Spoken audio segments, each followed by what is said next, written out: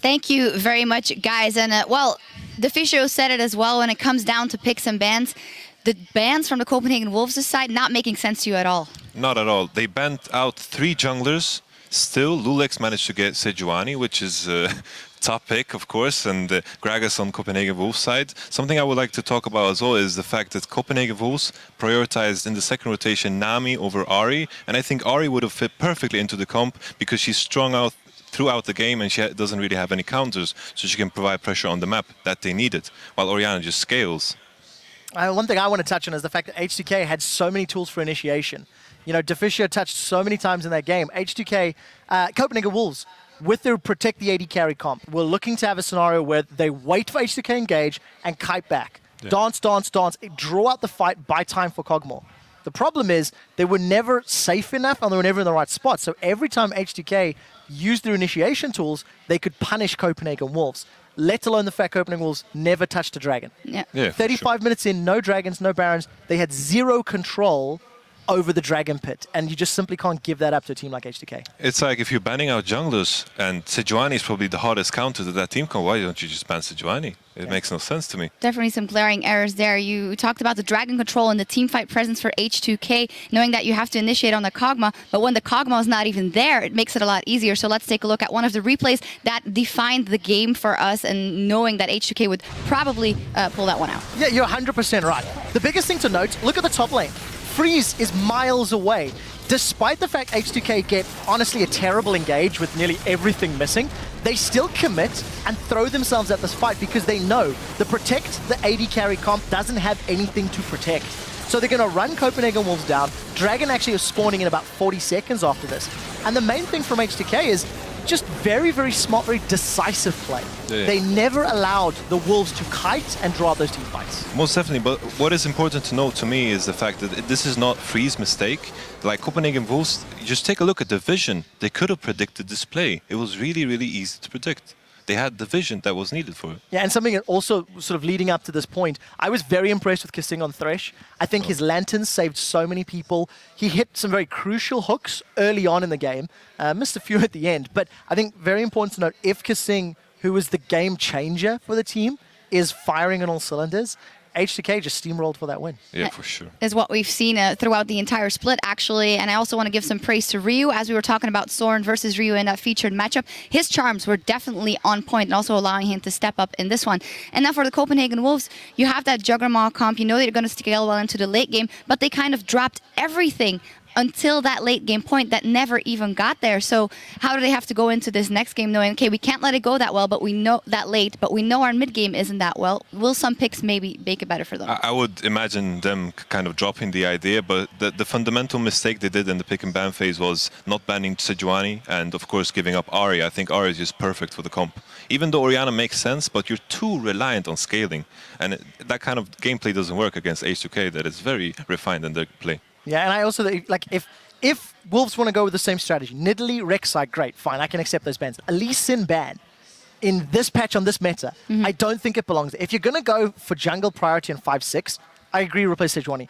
If I were Copenhagen Wolves or Dentist, I wouldn't try ban the jungle. I wouldn't ban Lulex. He's shown he can play a number of champions, get more priority things away, maybe get rid of Maokai, maybe get rid of, you know, Thresh if Kissing is playing well enough that he can keep hooking. Yeah, they were all doing good and all doing very well in the team fights as well. Let's get another team fight up on the screen. That solidified the deal for H2K, even though we were seeing which direction it was going in long before that. Yeah, for sure. Like, simply the fact they picked up the Baron kind of free, it was a very impressive mind play because Copenhagen Wolves were focusing on the 5th Drake. And you can see the position they are put in because of the presence that the Baron provided.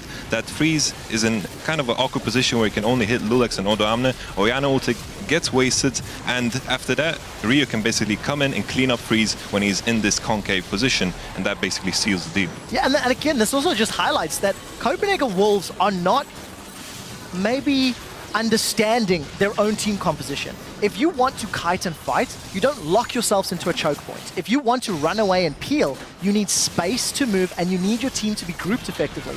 That was simply not the case. All 5 members of the Wolves were spread out in this defensive arc, and when they didn't have a river or a lane to fall back in, you see how easy it is for H2K to engage to continually chase. Definitely, like the fact that I like that they're trying something new, because it's very uncharacteristic of them to pick Kog'Maw for Freeze and all these new picks like this Juggernaut comp. And I like that they're trying new things, but it just didn't work this game. It did, and as illustration of what you were saying as well, Arax with the Righteous Glory on Gragas so far into the game when they were so behind. Yes, it did get them 2 kills the one time it worked out, but it's just, I think, a signal of the mindset that they don't understand what they're supposed to do. And to summarize the point, it's too little too late, right? Copenhagen Wolves need to make sure they can make more positive plays. In the pre-game today, we touched on how important the mid-game was going to be. Wolves do well in lane. They stayed even with H2K, as we've seen they've done many times in the past. But as soon as the H2K, went into that next gear, between 20 and 30 minutes, they got more dragons, more towers. They strangled the Wolves out. H2K's average win time this entire split is 34 minutes and 15 seconds. They won the first game in 34 minutes 40 seconds, right? 30 seconds slower.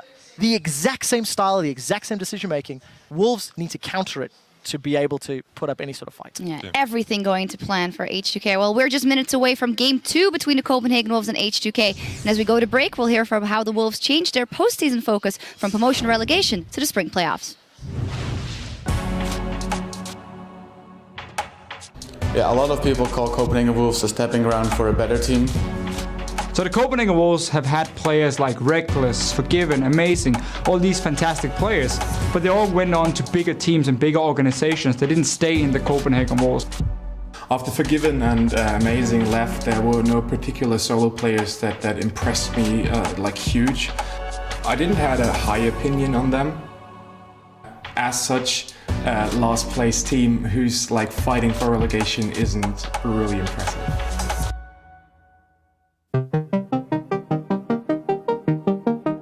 I don't think I had any expectations. I just wanted to do as well as we could. I was hoping for top 5, which turned out to not be unrealistic.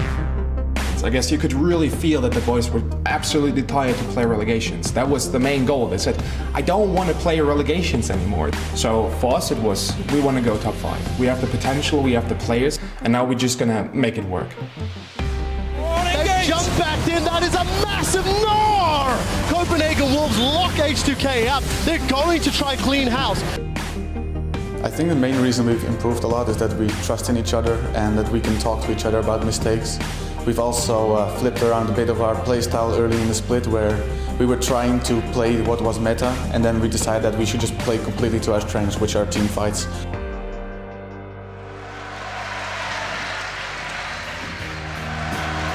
Get ready to start off week 9. It's the Copenhagen Wolves versus Team Rocket. On Thursday, everything was possible. With a loss, we could still be in a position where we had to go to relegations. So with that in risk against Rocket, who's like a really good team on paper, you're gonna go in with a lot of pressure. We were really scared going into that week, and we wanted to show everything and play everything we can to prove that we are, if not playoff, then at least not relegation. It's a double kill for Wollite. This is the AD carry dream. He's going for more, but it's Vander who picks up Freeze. And it is a 3 for 1. Wait a minute, we're not done. There goes Soren to make it 3 for 2. As he picks up Vander, Wollite, it's a trouble. Soren, can he do more? He's dashing, he's going in. It was a 60-minute game with like back and forth, back and forth, back and forth, and I had no idea how it's gonna end. It's been a hard-fought battle, but the Nexus is bare. The Wolves have done it, and Rocket are out of the playoffs. And when we won that, there was like so much pressure was falling off from my chest. It was incredible. But for me personally, it was like the most fascinating moment in my so far short esports career.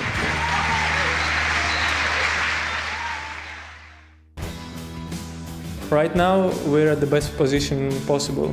No one expects anything from us. We already done more than people expect, so whatever we do from here on out is a bonus. We can definitely upset, like we are on paper the weaker team in the first round, so we don't have a lot to lose, but we have a lot to win, so we will see. H2K is obviously the favorite going into that game, but I do think that we have players in our roster that are very experienced when it comes to best of 5s.